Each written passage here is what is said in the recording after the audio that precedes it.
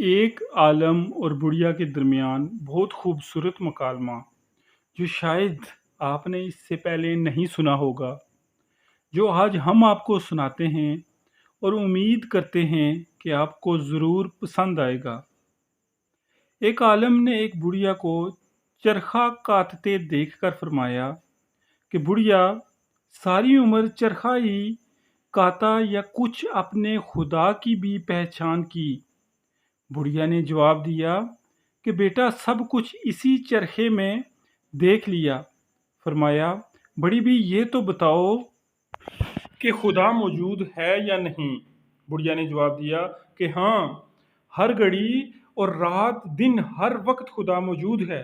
عالم نے فرمایا، مگر اس کی دلیل؟ بڑھیا بولی، دلیل یہ میرا چرخہ؟ عالم نے پوچھا، یہ کیسے؟ وہ بولی، وہ ایسے کہ جب تک میں اس چرخے کو چلاتی رہتی ہوں یہ برابر چلتا رہتا ہے، اور اس چھوٹے سے چرخے کو ہر وقت چلانے والے کی ضرورت ہے، تو زمین و آسمان، چاند سورج کے اتنے بڑے چرخوں کو کس طرح چلانے والے کی ضرورت نہ ہوگی؟ پس جس طرح میرے کاٹھ کے چرخے کو ایک چلانے والے کی ضرورت ہے، اسی طرح زمین و آسمان کے چرخے کو ایک چلانے والا چاہیے۔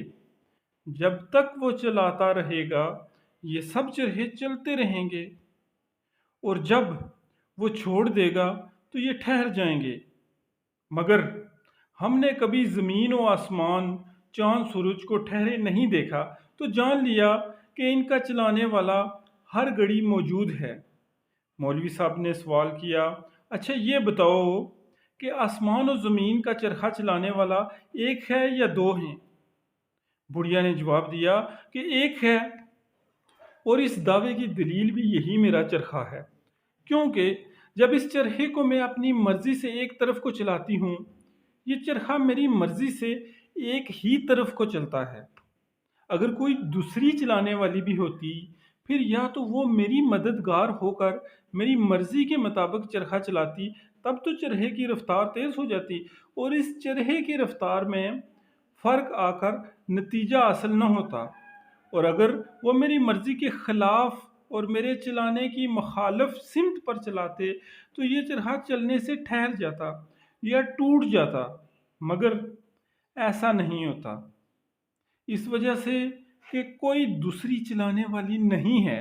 اسی طرح آسمان و زمین کا چلانے والا اگر کوئی دوسرا ہوتا تو ضرور آسمانی چرخے کی رفتار تیز ہو کر دن رات کے نظام میں فرق آ جاتا، یا چلنے سے ٹھہر جاتا یا ٹوٹ جاتا۔